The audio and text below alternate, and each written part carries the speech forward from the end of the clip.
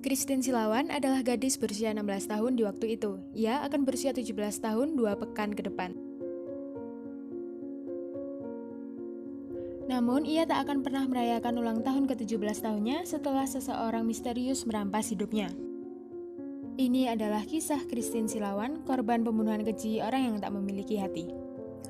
Christine Silawan adalah gadis berusia 16 tahun yang menghilang, kemudian ditemukan tewas pada 11 Maret 2019 di sebuah lapangan di Sitio Mahaihai, Barangay, Bangkal, Kota Lapu-Lapu, Filipina. Tubuhnya ditemukan dengan keadaan tragis, separuh tengkorak wajahnya terlihat, bahkan dengan leher yang rusak parah dengan kerongkongan yang terbuka. Christine adalah siswi SMA yang bekerja di sebuah gereja lokal. Keluarganya mengatakan Christine menghilang setelah berpamitan untuk ke gereja. Keluarga berkata bahwa Christine ke gereja hanya untuk layanan.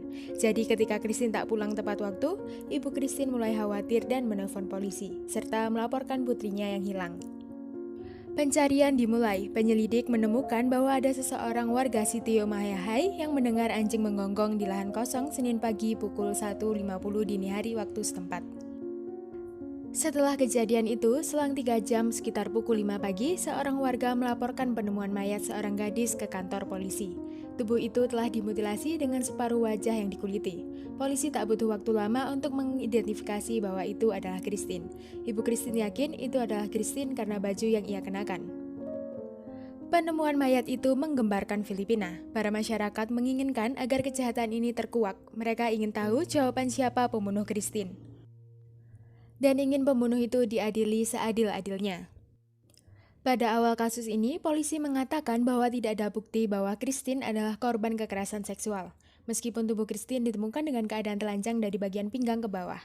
Masalah lain yang membuat pertikaian adalah kenapa pembunuh tega mengkuliti wajah Christine? Apakah pembunuh ini adalah seorang pengikut ritual sesat atau mungkin pengguna narkoba yang melakukan hal itu?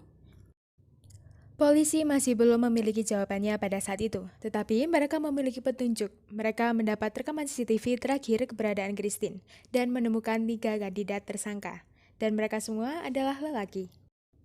Suspek pertama adalah pria bernama Jonas Bueno yang merupakan DPO atas kasus pembunuhan dan mengkuliti seorang pria berusia 62 tahun. Tetapi saat penangkapan itu, polisi menemukan bahwa di hari kematian Christine, ia berada di pulau yang berbeda. Jonas mengakui pembunuhan pria berusia 62 tahun, tapi tidak untuk pembunuhan Christine. Karena konflik timeline dan kesaksian majikannya pada saat itu, Jonas tidak terbukti bersalah. Suspek kedua adalah remaja laki-laki yang sebelumnya adalah kekasih Christine. Dan mereka memutuskan hubungan mereka beberapa hari sebelum Christine ditemukan tewas. Tentu saja ini menjadi bukti kuat yang membuat masyarakat berpikir bahwa remaja ini adalah pembunuh Christine karena dendam dan konflik percintaan. Tetapi di sisi lain, keluarga remaja ini mengeklaim bahwa putra mereka bersama mereka di hari pembunuhan Christine.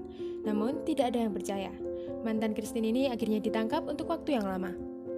Secara tiba-tiba, sekitar sebulan setelah penangkapan mantan Christine, seorang pria berusia 43 tahun, Renato Yuanes, mengakui bahwa ia membunuh dan mengkuliti Christine.